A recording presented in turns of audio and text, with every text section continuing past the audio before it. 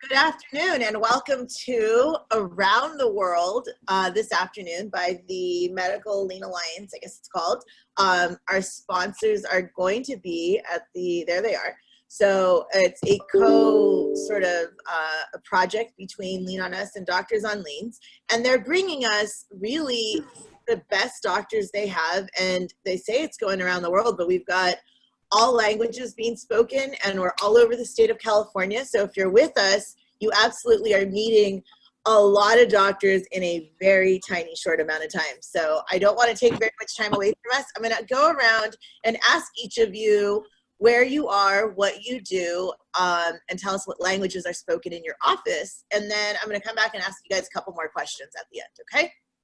But I'm going to definitely get us started ASAP because we have a lot to cover and we only have 58 minutes now. So I'm going to start with Dr. Sherrick. Dr. Sherrick, are you there with us? Uh-oh, we can't hear Dr. Sherrick, I think. Chenny, can you help? I think he's on mute. Uh-oh, okay. What we'll do, if we can't get him, there he is. Can you hear me? There we are. Now we can hear you, Dr. Sherrick. You were silenced. There we go. Now we're going to all clap for you. Yeah, it was my microphone. It's on now. Okay. So you are a neurologist, right? Right. And you're in Glendale, is what I know. And you do a lot of TBI because I hear your name a lot. So tell us a little bit about you, where you're at, what you really do, what you see in your office, that kind of stuff. Well, I've been practicing in Glendale since 1993, right out of my residency. I did my residency. In Glendale, you said, right? Glendale, yeah, Glendale. So that's where my office has been for the past 30 years.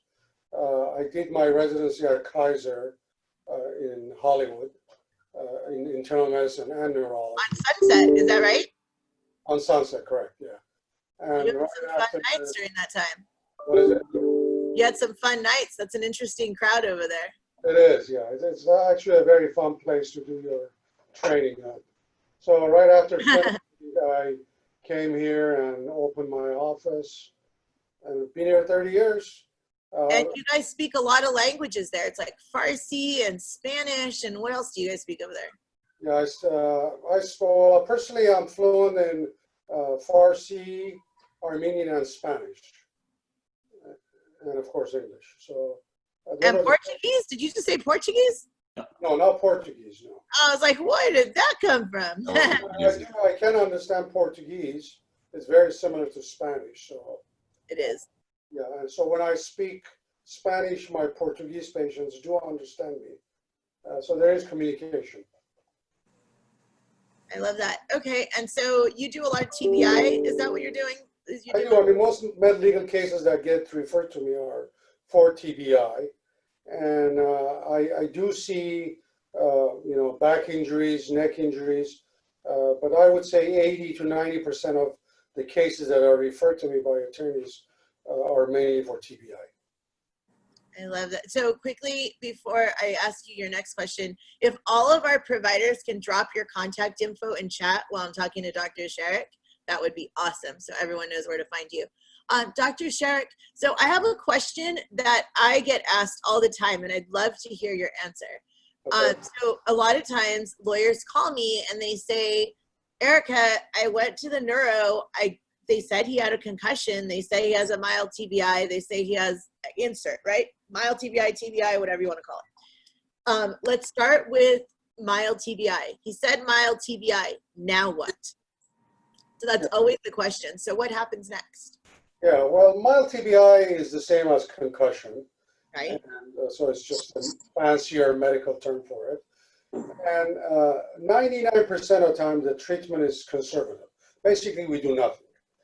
We do testing to make sure that there's not an underlying serious brain injury, let's say a hemorrhage, for example, or some sort of a brain injury that's seen on the MRI. And then we always look for complications from TBI, things like seizures, things like memory loss, things like behavior changes. So if they have memory loss, for example, what next? Well, if they have memory loss, then we try to substantiate that with an MRI to see if we see changes on the MRI that explain why the patient is having memory loss. But most of the time, almost majority of the time, we don't see much on the MRI. However, just a diagnosis of a concussion or MTBI is enough to explain why patient is having memory loss. I love that. Let's say changes on the MRI, on the brain matter itself, then the prognosis changes and becomes worse. If the MRI is normal, the prognosis is usually better. Got it. Okay. And one of the, somebody just asked if all of the doctors are bilingual or multilingual. I think we're going to answer that right now. But as we just learned from Dr. Sherrick, he himself is multilingual there. So that was an interesting one. So Dr. Sherrick, I'm going to come back to you with a couple questions. I'm going to go to Dr. Lowe for a second. Now, Dr. Lowe, I know you're here for pain management, but I am going to poke on you on something else just to follow up on one of Dr. Sherrick's questions. We'll learn all about your office in a second. But you do another test that helps people identify when there's mild or moderate or severe TBI. You do a lot of VNG testing in your office, right? Right. We actually have a team of neurospecialists. It's not my area of expertise, so obviously I would defer to the neurologist here. But yeah, we do have a neurologist and some other neurologic specialties that evaluate patients for a whole host of symptoms that can occur after TBI. VNG is obviously one of those things that we utilize. It's not used on every patient. It's for detection of a certain subset of symptoms, and also used for monitoring of treatment and also progression of the disease state itself. But we do quite a bit of VNG. We also have EEG and posturograms and whatnot. And the important thing here is, utilize the test when it's clinically relevant. We don't necessarily run a battery test on every patient that comes in the door with a headache. But obviously when it's useful, there could be great utility, right? And it not only helps with diagnoses and sometimes establishing severity, but it really helps with prognosis and also treatment progression and how the patient's recovering from their symptoms. And so Dr. Sherrick's over in Glendale. You are all the way up in San Jose, right? And you reach that high, yeah. I mean, we are all the way up there. Well, and I know you spend a lot of time in San Francisco because I've seen your doggies in San Francisco. Totally. Yeah. But so tell us a little bit about your pain management doc. I know my office, BD&J, works with you a whole lot. We love you there. But tell us a little bit about your office, where you're at, and that kind of stuff. Sure. So my primary office, which is pain management, is in San Jose. Our team of doctors in this office is mainly interventional pain. We also have, some physiatrists on our team as well. But we really are more than that. We're really a comprehensive one-stop shop for, an injured patient's needs, right? And whether it's personal injury, whatever the case is, we really have a broad spectrum of specialties represented, right? As you alluded to, we do have a TBI center and have neurologic specialists that see those patients. We also have languages do people speak there, Dr. Lowe? Because I know you're not just English speaking. No, we have, all of our staff, well, I don't want to say all, I would say probably 9 out of every 10 staff that we hire speaks Spanish. We also have people who speak Tagalog. The doctors in the office speak a variety of the Chinese dialects, myself, Mandarin, and some of the other doctors speak Taiwanese and Cantonese. And so, we do have quite a bit of diversity of the Asian languages represented here. We used to have some Vietnamese staff in-house that spoke in Vietnamese for our clinic. We have multiple Vietnamese speaking staff at my surgery center. So we really try to have the most common, represented languages accounted for in our center. So Spanish and Vietnamese are by far the most common that are in our area. And so we have, resources for them. And even if the staff is not available, I have people on standby basically 24 hours a day that I can call. And so here's a question, sort of similar to what I asked Dr. Sherrick, but when do our offices refer to you? Like at what point in we get a case, we immediately send them to they usually are starting to see chiro, ortho, or we tell them go to your doctor if you're having pain. When do they come to you in the trajectory of things? And then what do you do to them?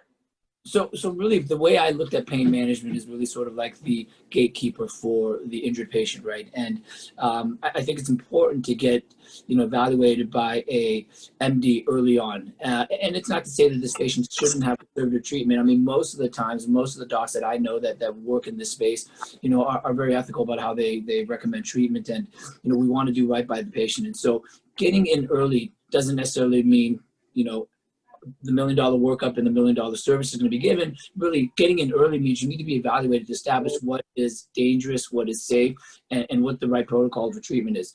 And I will say the majority of the time, conservative care is what I recommend first. And usually, I'll recommend conservative care for at least 6 weeks if the patient doesn't have any neurologic deficit, doesn't have any signs of instability or any emergent issues that need to be addressed with either, another specialist or imaging.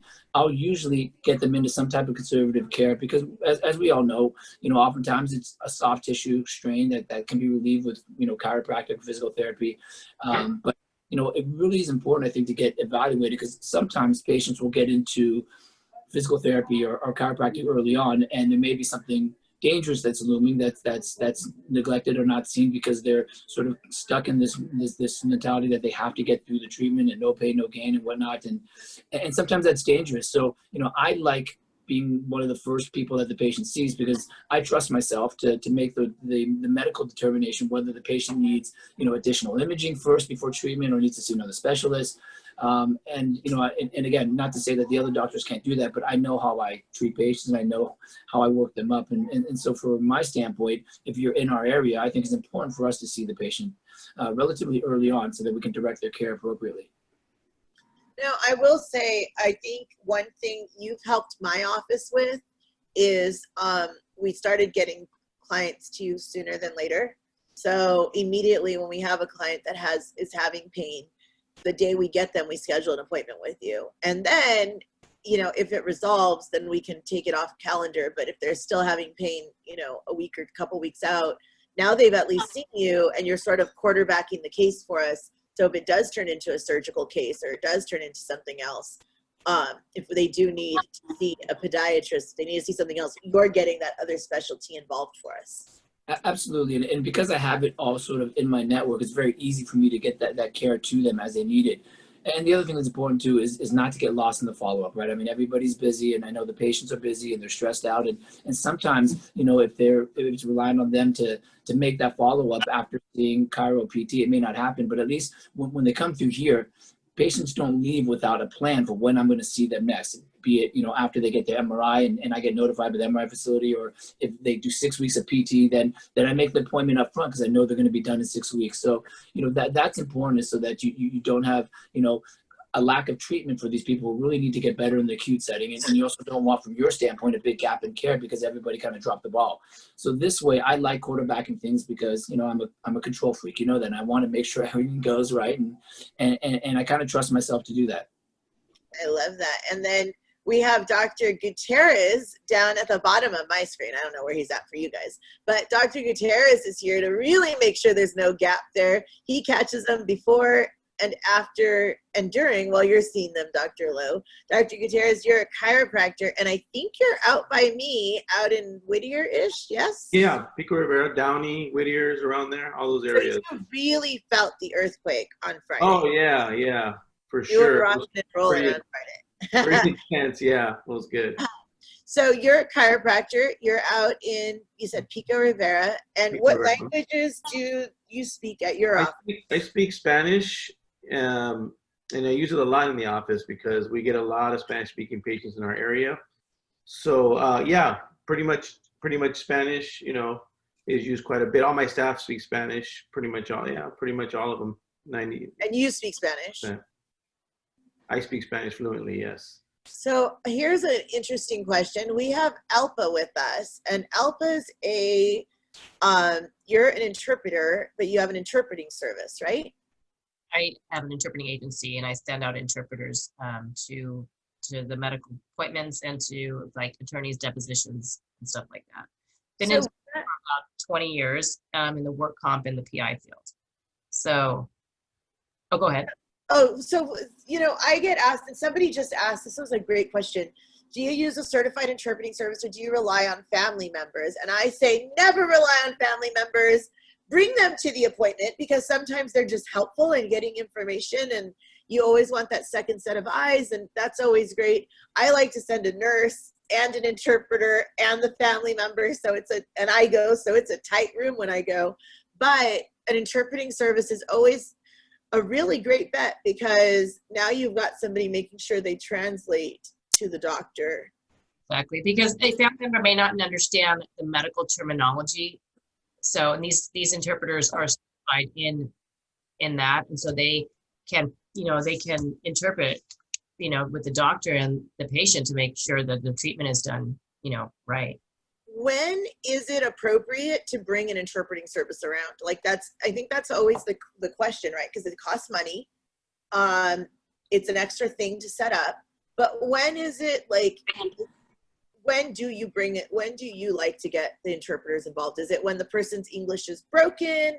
Is it when there's no English at all? Is it where's the line? Is that a question for me or for the doctor? For you. Well, I usually get calls from the attorneys or the doctor if they need help, and with the patient. So we'll come in and we'll help with the history, help with the paperwork. So when the patient goes in with a doctor, they can fully assess the patient properly. So it's basically really up to the attorney and the doctor to feel what they're comfortable with, because these are certified interpreters. They know exactly what they're doing. And you're all over the state of California? Pretty much just mostly Southern California. So we go to Orange County, LA, the Valley, Riverside, Palm Springs, San Diego. Okay, and somebody was asking how that works in a deposition. If you have an interpreter in a deposition, they'll take the question that the lawyer asks and they'll interpret it to the person that the question's directed at, and then they'll wait for their answer, and then they'll interpret that back over to the court. Kind of really like a mediator, if you think about it. So they, talk, and then they'll talk, they'll talk to the patient. So they're actually really they're really two languages. They're going back and forth. So it's like telephone, but way more accurate. Yes. Yeah. Okay. So, Dr. Lowe, we got you. So pain management doctors, we'll start with Dr. Sherrick. You do neurology. You're in Glendale. And I'll try to go back to your languages in a moment. Dr. Lowe has got all dialects of Chinese over there, all the way up in San Jose, right. And spends the weekends in San Francisco. And then we've got Dr. Gutierrez, who's over in Pico Rivera, who is rocking and rolling with an earthquake on Friday, speaking Spanish. Yeah. So. And then I know we have a dentist among us, Dr. Jen. Tell us where you're at, and holy mackerel, you are up in people's face, like during COVID. This is some scary stuff, so talk to us. Hi, my name is Chester Jang. I am located in Orange County, specifically La Habra and Tustin. And in my office, we speak Spanish. All my staff speak Spanish. I speak Mandarin, Taiwanese, and two of my associates speak Korean. Wow, really? That's Yes. Pretty cool. And so you have a Spanish-speaking client. Does your staff kind of help out with those situations? Yes, they step in and do all the translating. Wow. Now someone's having some background noise. I don't know who that is. Can I come after this? Are you here? I don't know who that is. Here's some background noise from someone. Okay. Well, we'll keep going. We're louder than them, right, docs? That's right. We can all be louder than that. So you're really up in people's face. Were you open the whole time during COVID? No, in the last 6 months, we were closed for 2 months. We were closed on middle part of March all the way to about May. And I was going in to see emergencies 2 days a week. And basically, we've been back open since March 15th, late March, actually late May or so. Okay. Let's see. Jenny, can you help us and put maybe everybody on mute? Except for Dr. Jen. Can't hear you there. Okay. I think Chetty's I'm not able to figure out who it is. Can you just put everybody on mute except for Dr. Jang and I? Will do. Okay. We'll figure out. What's your birth date? in a moment. 11/22/70. Well, we know it's not. I'm 11/6/63. Like it's no one. 10 years old. Wow. 11/22/73. My copy. Think Penny had to figure it out. Okay, so Dr. Jang, so you guys were open, you're closed now. Do you need a copy? So a lot of our clients maybe might not feel so comfortable. You know, there were lots of I guess news podcasting saying that don't go to the dentist. CDC says don't go, and so they actually did put a hampering our patient load. People were rescheduling, canceling appointments, and What do you usually do so that we can make them feel more comfortable? Like I'll tell you, like my dentist has not been open since March. and that's not uncommon. It's actually a lot of offices are not open since March. So what we do is a little bit different. During the time that we were closed for 2 months, I had placed orders for external sections, basically big vacuums that sections saliva, water, any type of aerosol from the procedure itself. The vacuum is placed right next to the patient, so while we're working, it's actually sectioning up aerosol. And so that's one way to decrease the amount of contamination. Another thing that we added is every single room actually has an air purifier with a UV built inside that basically section additional aerosol and just clean the air. And what my staff and I do is we wear 2 layers of gowns to cover front and back, N95, face shield, and depending on which procedure, such as cleanings, we do wear a second layer just to be extra safe. And head caps, shoe caps, name it, we got it in my office. Wow, I love that. And you're over in La Mirada, right? La Habra. La Habra, sorry. Woo. Okay, La Habra, and you guys speak, if you could just remind us the languages again. Mandarin, Taiwanese, Korean, Spanish. Wow, okay. Now, where'd you go, Dr. Raj? I saw you a second ago. There you are. Dr. Raj, there we go. So Dr. Raj, tell us where your office is and what you do. Hi, Erica. Thanks for having me. Dr. Raj, I think you're having connection issues. Jenny, you want to put him on mute? Maybe give him a call and maybe help him? Surgeon. I have 2 offices in Los Angeles, one in Okay, I think she muted him. Okay, Jenny will help him. Dr. Raj will be right back. Dr. Tehrani, we're waiting for the best for last here. Hey. Tell us what you do and where your office is. Hi, everyone. I'm Dr. Benji, Dr. Ben Tehrani. I'm a podiatrist. I have offices in downtown LA, in Garden Grove, which is Orange County, and also see patients in Sherman Oaks as well. And I'm sorry, you also see patients in Sherman Oaks, you said? Sherman Oaks. Yep. Wow, you are a busy guy. Are you like at all offices at all? No, I just, for me, proximity is power. Like I build a network of close communications, and surgery center owners, other plastic surgeons, orthopedics are kind enough to allow me to visit their offices whenever patients don't want to make the drive down. And so where's the main hub? Downtown LA. Okay. Yeah, South LA. So feet are not always thought of in PI. Although I was just telling Chenny before this started, there's a new TLC show about like feet or something. I accidentally watched like 5 minutes of it. It was not pretty. I was like, my feet are killing me or something like that. I was actually interviewed for that. No. So yeah. if you haven't seen it yet, TLC. Good. Thing called. I'm really proud of them. I know both the doctors very well. Yeah, I'm very proud. Really? Of them. Yeah, they're both. Yeah, it's like people have like feet growing out of their feet and like extra toes and all. I literally had a surfing injury two weeks ago, and myself, I was like, God, my foot's killing me. I was like, oh, that's why they called it that. But listen, your feet are, there's a lot of things that can hurt. Your back can hurt, your shoulder can hurt, your hands can hurt, your wrist can hurt.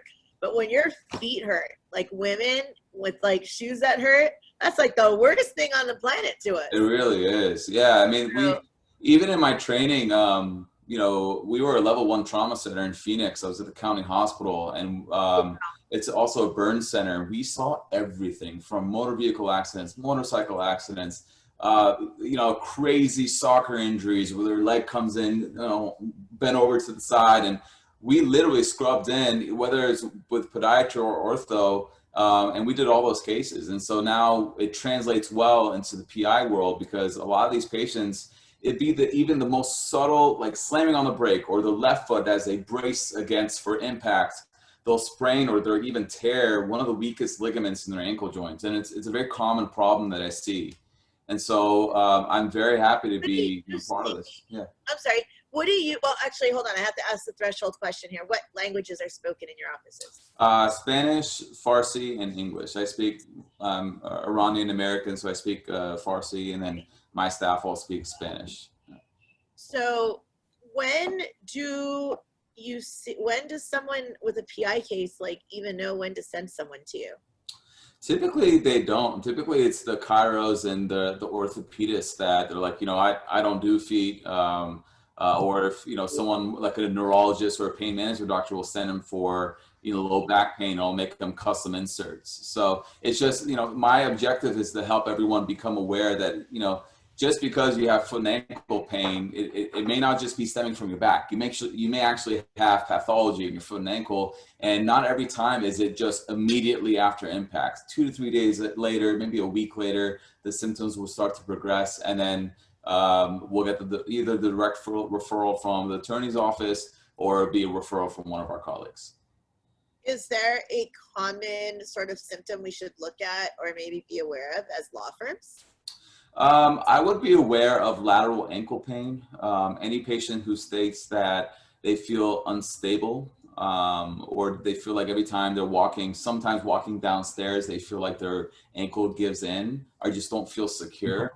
That would be one reason. Plantar fasciitis is a very common ailment we see after motor vehicle accidents. So anyone with a plantar heel pain, and sometimes, not all the times, metatarsalgia or pain in the ball of the foot when they slam on the brake, that impact against the metatarsal phalangeal joints is one of the more common ailments that we see in podiatry. Love that.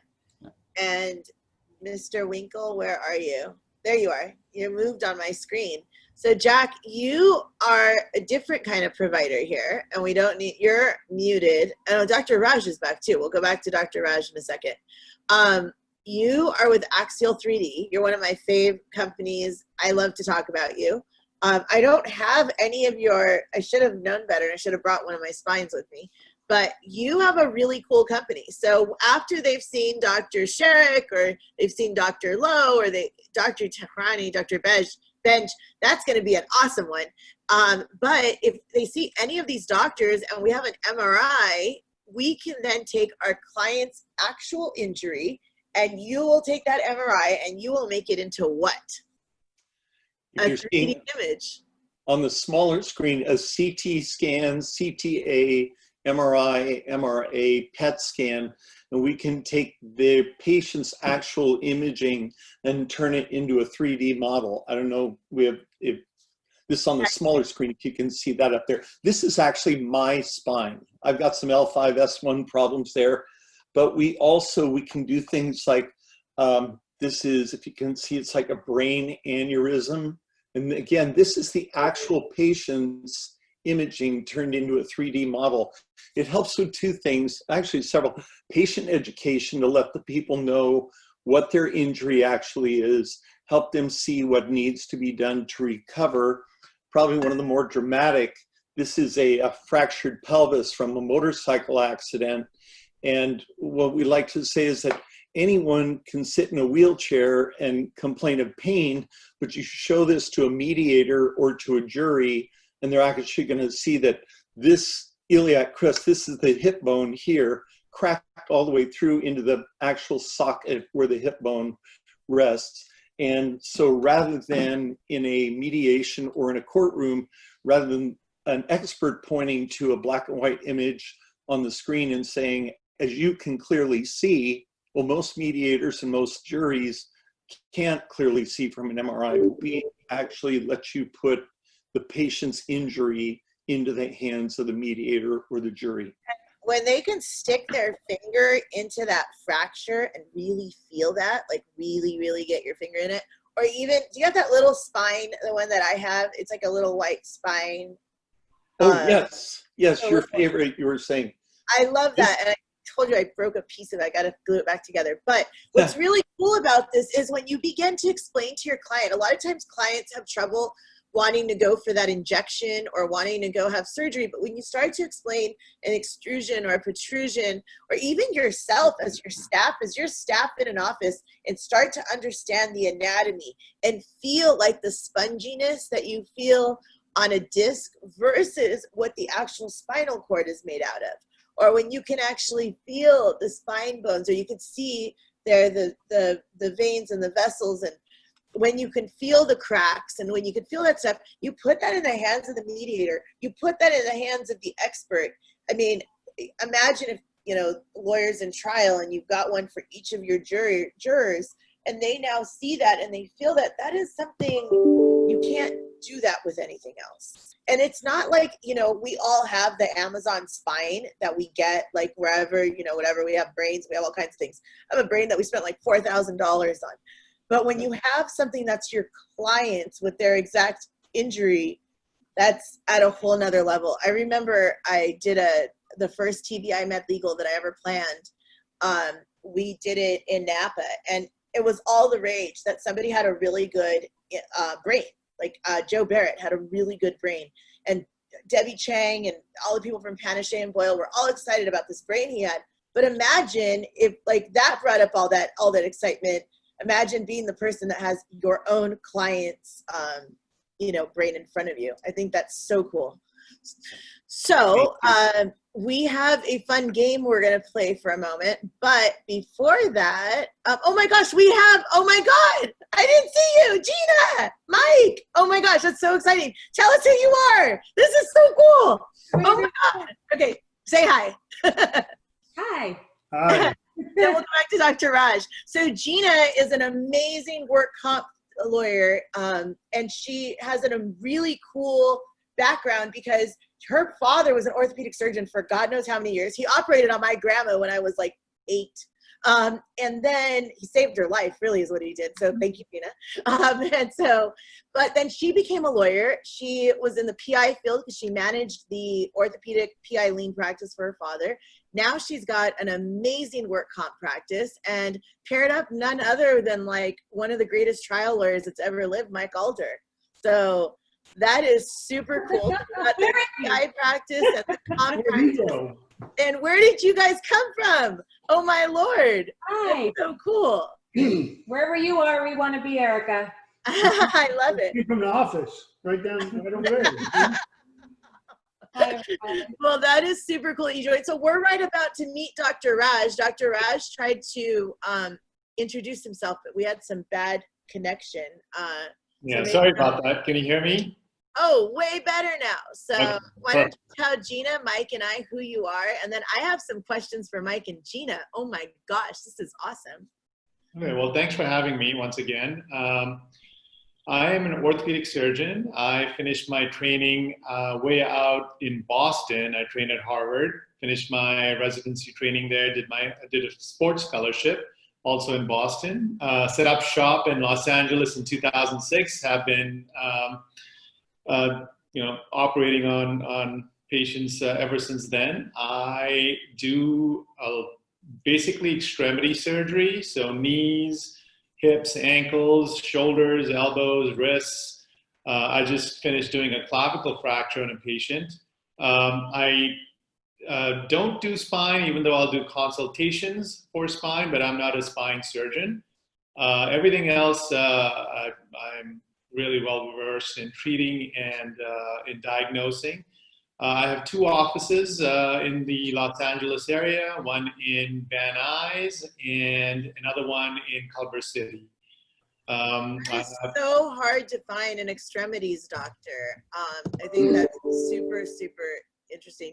Now, Mike, we had a really cool question a little bit ago, and maybe you can help us with this. So somebody asked, we have an interpreter service with us here, and we've got a neurologist and a podiatrist, and we've got everything with Jack, who does our models, and we have Dr. Lowe, who's pain management, And so we've got everything here. But we were talking about an interpreter and the use of an interpreter. And then there's Dr. Jen, a dentist. And the question is, when is it appropriate, or when do you get an interpreting service involved?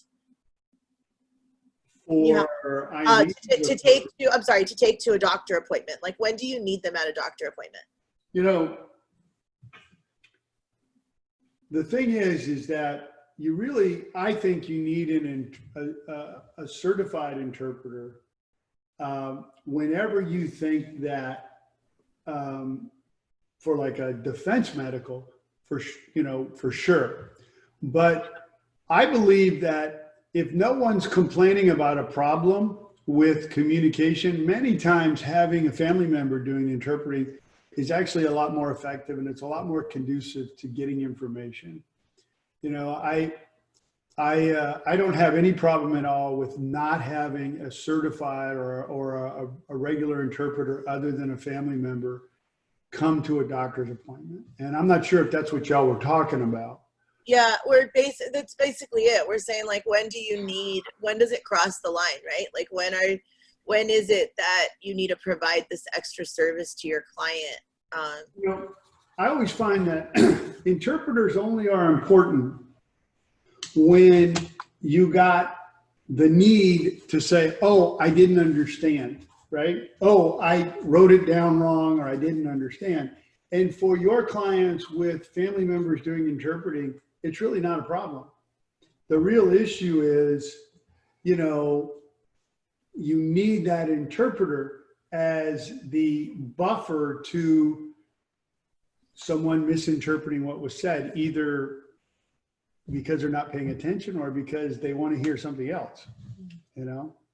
And they hear that something else. I can tell you that, you know, for defense medical exam, IME stuff, we audio tape every single one. I've had at least 3-4 trials where I've played the tape of what was said, and it is diametrically opposed to what's written down on what was said by the plaintiff. And so imagine now you have that in a different language, and they're like, you know, it's an added protection. So like for tomorrow, I'm going to court. I've got a court hearing and I've got a client who doesn't speak English, but because I know that it is an important issue, I've hired a certified interpreter, even though I could have a family member do the interpreting, because the last thing I want is to shut it down by saying, oh, they misinterpreted, they said the wrong word.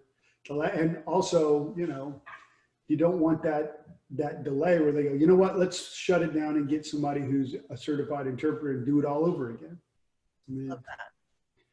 Don't know if that answered your question, but. That gave us a great answer. Now I have another, I'm going to pick on you because I'm so excited you're here. So. You're my life. I love it. It's so exciting. I didn't know you guys were coming.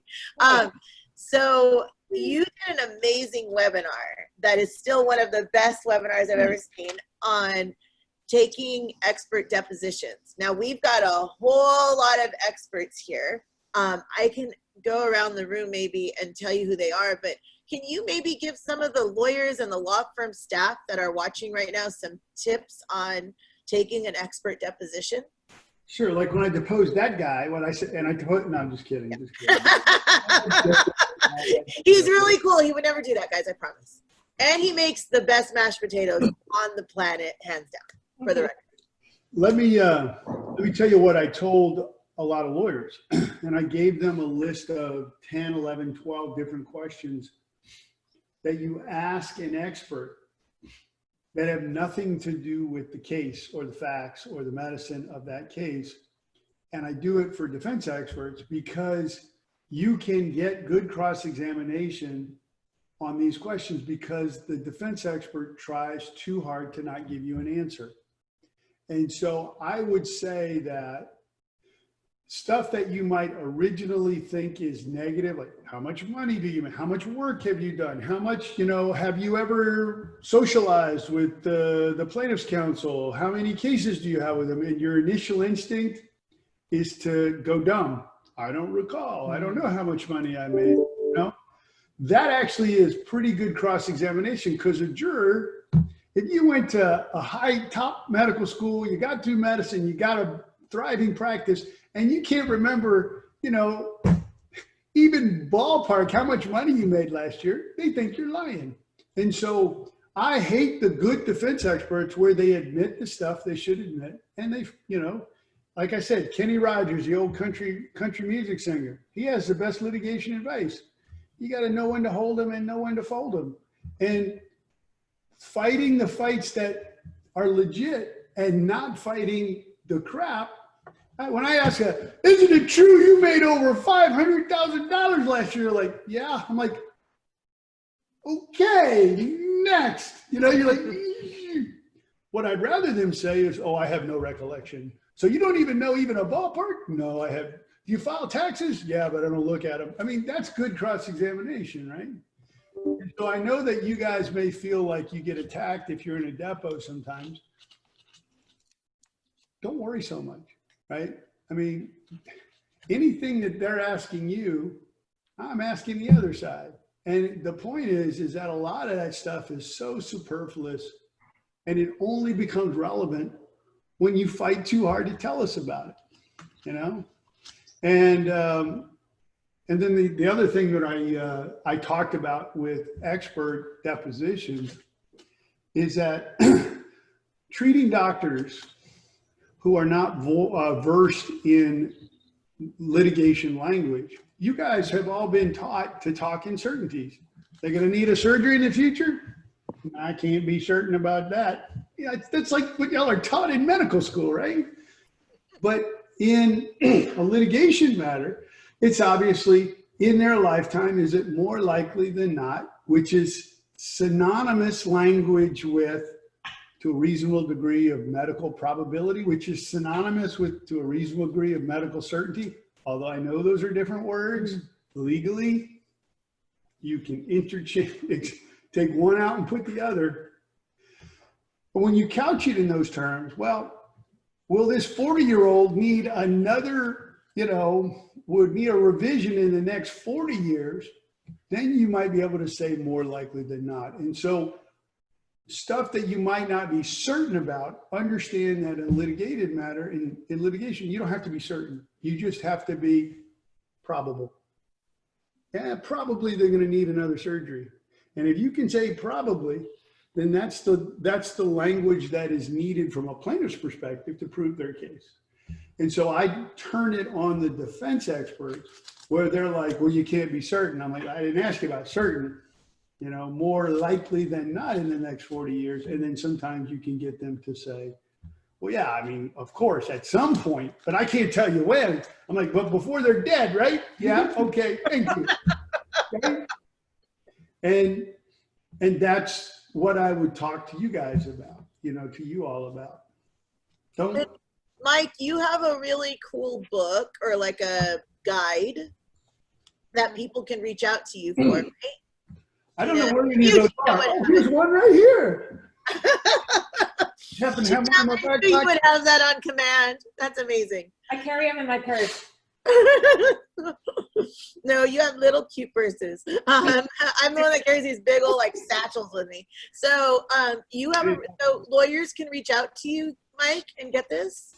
Of course, and if not, you can reach out to Gina's mom. She has thousands of it. She gives them out.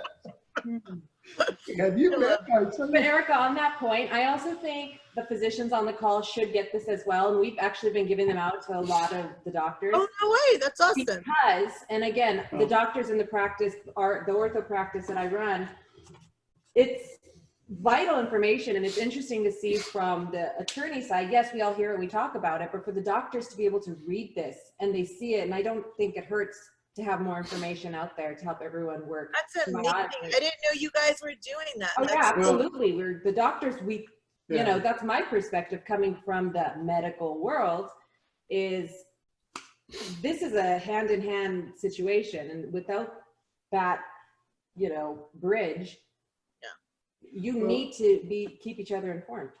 I'll tell you, You know, I think probably a lot of y'all have been to the Vegas convention, you know, every year, but this year for the last 30 years, it's been going on. And Yeah, we go to your booth because it's got all the cool swag. I started having a booth, you know, 13 years ago, and you needed stuff to give away. So I wrote a little 2-page article and it printed it in glossy. And what it was basically a relatively Cliff Note shorthand for a different thing in litigation. But it was enough that anybody from a law student to a doctor to a practicing lawyer could read. And then the next year I wrote another one on a different topic. Next year I wrote another one.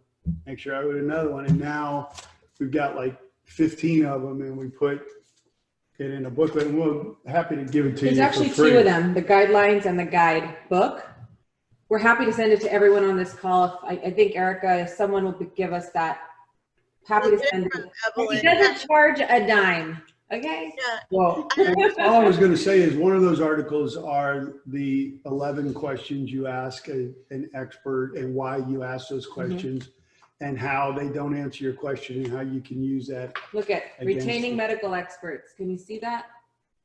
And then from his point of view. So yeah, if y'all want to look at one. So if you guys want that, you can send a message. You can put it in chat or put it in actually put it in the Q&A so that we can dismiss it and send it. We'll also, I think we have email addresses for everyone that joined, and so we'll send everyone an email letting you know how to request one as well. But for everyone that we have, Gina and Mike, we'll pass it to you, and we'll make sure that you have it. I have a list to actually pass to you from something else, so I will get that to you as well. And then you guys also, Gina, I was hoping I could pick on you for a second. You handled liens for a long time. You probably grew up hearing your dad talk about those damn PI lawyers. And so my question to you is, we have all these doctors on right here with us. Is there something that you could tell the staff and the lawyers on to maybe something we can do different or something we can do better when we're dealing with our doctors? Well, again, the funny thing is my dad didn't want to do PI forever. And after I passed the bar, I said, Dad, I think I can run a medical practice. Let's start a PI group. And he's like, I don't want to deal with lawyers. You know, and I know most doctors on here love the lawyers, but I think you understand what he meant. And anyways, 10 years later, we have this great PI practice. And I think the key thing is, and I sense a lot of the doctor's offices already know this, the communication. I see the disconnect coming more from the legal office side. I feel the physicians are so hands-on all the time, and they have so much more contact with the patient/client. I think that really the lawyer's office needs to be more communicative, and obviously the doctor's office too, with them, and just creating that, again, the bridge, the line of communication. Don't overtreat. How do doctors not know to overtreat if there's legitimate diagnostics they're supporting treatment? Well, they need guidance from the firm. Yeah, you know, it goes hand in hand. You taught me really early. I think it was like one of the first times we talked. Your first question to me was, when do you give the policy limit to the doctor so that they know, you know, it's not that they're over treating, it's that the client needs a treatment, but in this particular case, on this particular policy, that doesn't apply because it needs to stop.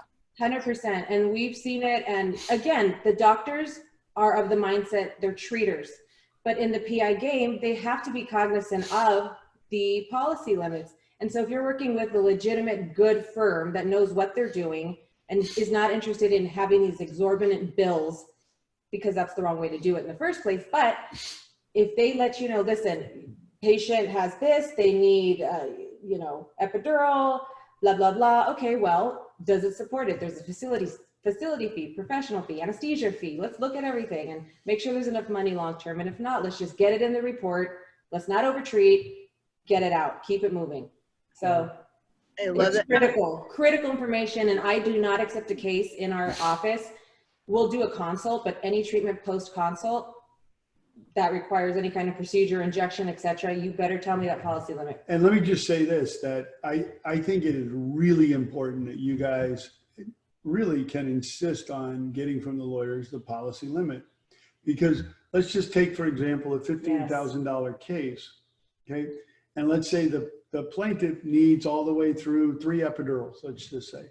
Well, if you knew it was a 15 policy, that demand can happen when the bills are $7,000, not right. when they're $75,000. Not after you've given 3 injections. And that case is going to settle at No. $7 grand in bills, and it's going to settle at 75 grand in bills.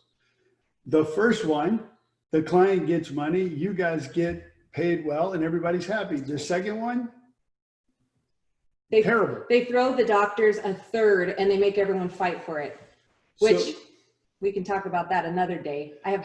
Don't get me started. I don't want to fight with Gina, guys. So Dr. Gutierrez, is that something you implement in your practice too? You're on mute, by the way. You're on mute. Myself? Oh, there I am. Yeah. Yeah, absolutely. What they're talking about, spot on. I mean, you have to be in communication with the attorney and know what's going on, because a lot of these guys, they're just sending everywhere and doing everything, and then you have the opposite, right? You have the ones that don't do anything and don't follow up and aren't managing the case appropriately. So yeah, you gotta be aware of what's going on, and you got to send to the proper people. But if there's limits, you don't want to, you want to make sure that the attorneys know and that they authorize that they're okay with it if it's going to be done, and they know the limits, so they're going to okay it or not. But other than that, don't be afraid of doing it either, because there's some doctors that don't do the proper stuff because they're afraid, well, if I send it out to all these different specialists, well, there's not going to be enough money for me at the end. And that's the wrong way to think. You got to, if the case needs it and there's coverage there, then we should be doing it, and proving what's going on with the patient for sure. And so I 100% agree. And let me give you some more advice, if I may. Yeah. We've been hearing, because we've been doing webinars and whatever, that obviously you got a law firm that sends you a lot of business, right? They're a volume practice, so you don't want to piss them off. But then when you say, what's the policy limit? We have heard many times like, well, that's our problem, not your problem, right? No, it is everybody's problem. Right. And sometimes you can, and you all may know this, that there is a service, a couple of services that cost what, about $150 to find out what the policy limits are, and it's about 85% accurate, especially for the smaller policies. And so, maybe when somebody says, well, that's our problem, and you're like, hey, but you know what? We're about to incur $20,000 worth of care. Maybe we spend $150 and find out what the policy limit is, And again, does it work every time? Maybe not, but maybe it does work 50% of the time, and that's a big deal. And especially when you got 40 cases with them and, you're getting screwed on 80% of them. Maybe you only get screwed on 30% of them. It's a lot. Maybe it's time to stop working with that. Yeah, but I get it, right? It's easy for us to say, quit working with them. I get it, right? You're like, yeah, but they give me work. I'd rather get, have a little bit of money while I'm getting screwed than have no money. Right, and the communication is the key. Like I'm saying, a lot of these, I get calls from other doctors asking me, hey, well, what's going on with this? Or I'm like, have you even called them? Are you finding out what's going on? Don't just do whatever you're going to do without checking in and seeing what's happening. But for whatever reason, they don't have the time, or they just think they're going to get paid at the end, and then they have problems because they're not talking to the attorneys or the case managers. So for sure, that's a big problem. I would strongly recommend that. I'm sorry, I missed you, Mike. I was about to tell them we're running out of time, but let's get that from you. Strongly recommend you ask. Yeah, no, absolutely. Now, just to get a little bit more from our doctors, because I know we're about to run out of time. I just got the hey guys, we're coming off. But Dr. Sharrock, can you just give us kind of a hint or let us know when do you like to see our clients? When you're a neurologist, when would you like us to reach out to you to see our clients? Well, the earlier the better. I'd like to see the patient as soon as they have neurologic complaints. What does that mean, Dr. Sharrock? Well, I mean, if it's just a pure whiplash injury and the patient is having headaches, we know the headaches are from the whiplash. But if let's say during the motor vehicle accident, patient had blunt head trauma, lost consciousness, this is a case that needs to be referred right away. If there are neurologic symptoms, let's say a week after the accident, and they're getting worse. Patient visited emergency room a few times. They're having memory loss. They're having concentration problems. They're fainted. Dizziness. Yeah, they need to be seen right away. This is something that potentially could be a serious health hazard for the patient. I'll pass a really good checklist that I have on to Evelyn and Samantha over at Doctors on Leans and Lean on Us. And maybe you guys they can get that out to the law firms too. I think a really good checklist for your office would be amazing. And everybody pay attention right now. This is really important information because there's something really cool to be won. So your office is where and what language do you speak? Again, languages do you speak, Dr. Sharrock? I speak Farsi, Spanish, and Armenian fluently. We have Russian-speaking staff, and we have also Armenian-speaking staff in our office. We're in Glendale. We've been here 30 years. Awesome. Okay. Dr. Bej, where did you go with those crazy feet? Where are you? There you are. I see you on my screen. Dr. Tehrani, let's get you not muted, first of all. You're muted somehow. Hey. There you go. Hey, there you are. So where is your office, languages you speak, and can you give us a couple of symptoms where we're like, no, we hear that, let's get them over to Dr. Bej. I'm in downtown Los Angeles, so South LA. I have an office also in Garden Grove and in Sherman Oaks. And then 2 symptoms, lateral ankle pain and instability would be one. Obviously ankle fractures is the other. And then anyone with plantar fasciitis or plantar heel pain, I see that a ton. Okay. Everyone keeps asking the same question, and I'm going to come back to you guys because we got to make this fun. Maybe Gina, you can help us. Everyone keeps asking the doctors to say like 1 or 2 words in their language. So maybe you can help us come up with something that these doctors can all tell us in their language.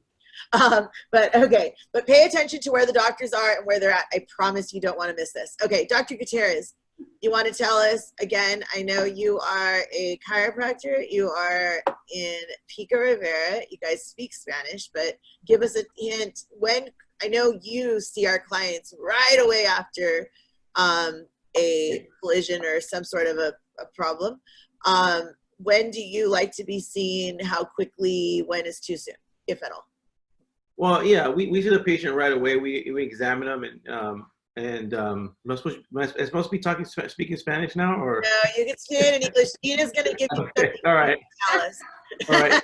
Yeah, we see the patient right away. Hey, by the way, I think I knew your dad, Dr. Zapanta. So back in the day, back 20 years ago. Her dad is a legend. I'm telling you. Yeah. I remember when I met him or met her, and I was like, "Your dad saved my grandmother's life when I was in 6th grade. That's insane." So anyway, yeah, that's awesome.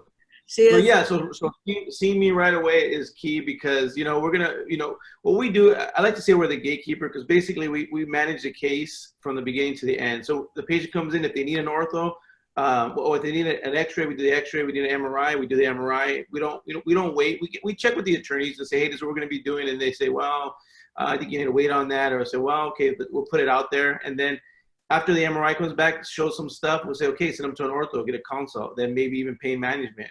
And we do that very quickly as we move along, and we don't wait. We kind of get things done. Again, keeping in mind all the limits and things that we're processing through. But we're watching. I have an interesting question that just came in. Is it really bad to crack your knuckles? Wasn't there some type of Harvard study that said that it was okay, and it actually the incidence of people that cracked their knuckles had more movement, less arthritis, something like that came out. I can't remember. Keep doing that. I tell my patients it's fine. Don't do it around me, guys, but you can keep doing it. I tell my patients it's fine. Just the problem is when people crack their necks and sometimes they'll pull a muscle or something like that, that's when they can hurt themselves. They can pull a muscle. But the actual cracking and popping, and that's fine. It's fine. But if your ankles are popping, you got to go see Dr. Bench because that's right. That's right. Take care of you if those ankles are popping. Okay, Dr. We have this panel. Yeah, Dr. Raj, remind us where you're at, what you're doing, and what languages you're speaking. Orthopedic surgery, 2 offices, Van Nuys and Culver City. All of our extremities, right? Yep, extremities, shoulders, hips, knees, ankles, elbows, wrists, yeah, carpal tunnels. I read that a whiplash of the wrist is the most common injury after an auto accident. Who knew? Dr. Lowe, all the way up in San Jose. Tell us where you're at and what you do. So I do pain management. We're up in San Jose. We have offices here locally in the South Bay and also in the East Bay in Oakland. But again, more than pain management, we have a broad spectrum. We have orthopedic spine, we have ortho extremities, we have neurosurgery, PM&R pain. We have everything in-house. And you've got the TBI, the whole TBI team. That's correct, yeah. Oh, Absolutely. you brought up a good point that I wanted to bring up with Dr. Sherrick. We started talking about it.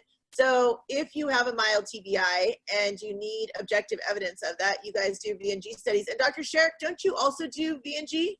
No, we do VNGs. Actually, we're the only facility in Glendale and Pasadena that does VNG. There you go. So VNG, if you guys don't know about it, you should know about it, read about it. You definitely, a mild TBI, it's absolute objective proof. You cannot fake your eye moving a like 100th billionth of a micromillimeter to the right. Yeah, I couldn't overemphasize that because MRIs most of the time are negative or non-specific in concussion and MTBI, but VNG often comes back with positive results that really confirm the diagnosis of TBI. Yeah, so if you have a client that has like vestibular injury, they're having some balance issues, things like that. I always ask them, I'm like, when you're in the shower and you're washing your hair because their eyes are closed, they can't correct. Do you ever feel, what do you grab on when you feel dizzy? And someone who's really feeling dizzy will be like, oh, I grab on the bar, I grab on this, I grab on that. That's a very quick, dirty way to figure it out. Dr. Jang, keeping it very safe, the safest dentist, and gosh, I gotta go see you. My dentist is still closed. I told you, I can't believe he's been closed for all these months. You're keeping it safe, keeping our teeth pearly white. You're in, La Habra and Tustin. Okay, and you speak which languages? Mandarin, Taiwanese, Korean, and Spanish at the office. Okay, and I think we just lost Dr. Lowe, but okay, everybody. Gina, do you have a word that everybody can say for us in their language? I could say them in those languages, sure. Dr. Jiang, 你好吗? What means this, Gina? 你讲得非常好。非常好，谢谢。What did you guys say? Okay, next. Who's next? Dr. Gutierrez. Oh, pues hablamos español. Uh-oh, Dr. Gutierrez. You gotta respond. Right, aquí estoy. ¿Cómo le podemos ayudar? A ver. Sí, hablamos español aquí en la oficina y... ¿De quién vamos a hablar? Pues hablamos de... Aquí está hablando español. Okay, we got the language out of them. Okay, Gina, there's a real test. We got Dr. Bej Tarani in... Hello, over by you, to Sherman Oaks. Well, he's downtown, but he's got a Sherman Oaks office. منوشگ فارسی هستم. Oh, wow. خیلی. شما فکر می‌کنین لیکرز میبرن امسال؟ Yeah. Reading them. Look at that. Oh, my Lord, Gina. Okay. We gave the Lakers a shout out. We said, I told her I think the Lakers are going to win it this year. I like that. Okay, Dr. Raj? I don't speak Hindu, do I see that? Hindi. Ah, sorry, not yet. Come on, Gina. 2020 goals. Gina is absolutely slacking over there, my friend. So you tell us something. Dr. Raj, you want to tell us something? शुक्रिया आपका कि आपने ये panel host कराया आज हमारे लिए. Okay. And Dr. Sherrick? Gina, you got any of these languages that Dr. Sherrick's got? Pare, pinche sano. Hola, ¿cómo estás? Muy bien, gracias. Did Yeah, you speak pues- Russian too? Huh? Yeah, what else did he speak? I speak, hablo Armenian, Farsi, y Español. Wow. Dr. Sherrick, that's awesome. I can't wait to tell my office about all of you guys. Okay, here's the question, guys. You can win a spine or any body part modeled from Jack Winkle. Name all of our doctors and the languages they speak. You just have to get one language and drop it in chat. First person to get the closest wins a spine. Gina, you can't play.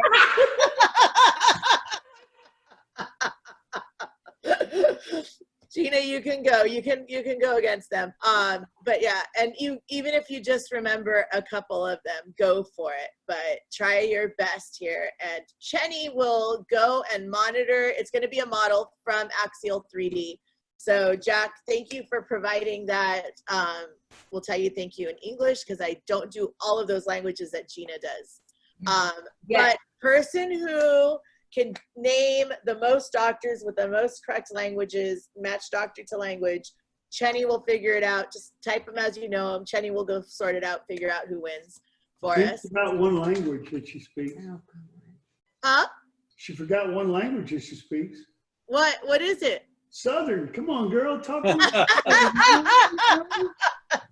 And I should tell you guys that that model that you're getting is valued at $1,000 from Axial or more. But I'll tell you that absolutely, I got a brain recently, and the Darren brain was like $4,000. So, and it wasn't even like as nice as my Axial brain, and it wasn't anywhere like close to my client's TBI. It was just a front lobar injury. So that's very cool. Hopefully somebody's win. I see Robert Shuri is like, he's going ham on this. He's ready to win. So you'll figure that out. Doctors, thank you so much for joining us today. I think there might be a few more, like there might be multiple winners. Nancy, I think she got them all. Holy mackerel. Okay, Gina. That's no fair. I mean, I did the game, so it's no fair. I'll take a spine. I'll take You'll it. take a spine? There you go. Jack, any body part. Actually, Jack, can you send Gina and Mike that white spine that I love? Yeah. I love that white little spine. There's one, Gina, that I swear you and Mike absolutely should have. Where do you have it? Jack, do it. Or yes, do it, Jack. It's and then not like the spiky part of a Mike. It's just like a real disc. It like actually has that like feeling of like a disc. And then there's the spinal cord, and there's one with an extrusion, one with a protrusion, and it's really cool. So, anyways, guys, thank you so much. This was so much fun. I'm so glad you guys came. All of these doctors, thank you, Dr. Sherrick, Jack, Dr. Benj, thank you so much talking about feet with us, and Dr. Gutierrez, and where did Dr. Jen go? You're around here somewhere. Yep, over here. There you are. Dr. Raj, everybody, thank you so much. We lost Dr. Lowe, but he was super cool. And Gina and Mike, you kept it fun. Thank you so much. And guys, don't forget, you got to get that book from Gina and Mike, those 2 books. I didn't even know there was 2. Get those from Gina and Mike. Those are really like timeless information. And if you're a plaintiff lawyer, Mike, you have a database of like depositions that people can get too, right?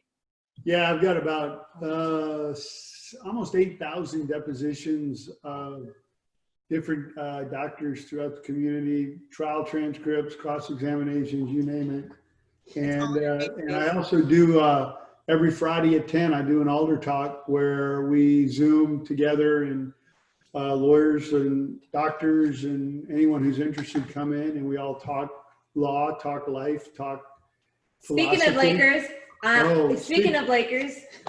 I can admit this. Guess who's coming on October 2nd, Dr. Tarani? Oh. A little guy named Robert Ory, who's going to be my guest on Alder Talk. Man. Come on now. Wartown. Super 5 cool. championships. You guys had some really cool guests there. You had Stedman come. Wow. You guys had some cool people, so you definitely check it out. Doctors, thank you so much. I know I know my office will be calling all of you really soon, if not already calling right now. This is really cool. And thank you, Lean on Us, and thank you, Doctors on Leans. This is really cool. Learning all these different languages that are being spoken in these offices is probably one of the hardest things we can find. You know, looking for doctors that can do this for us is really hard. And so this was amazing. Liz, I didn't know you were in here too. My Lord, I wish I could have seen all your names. But anyways, it was great seeing everybody. Thank you. Thank you so much. We'll see you guys hopefully in a week. Gina and Mike, come back. See you later. Thank you, Eric. Thank you.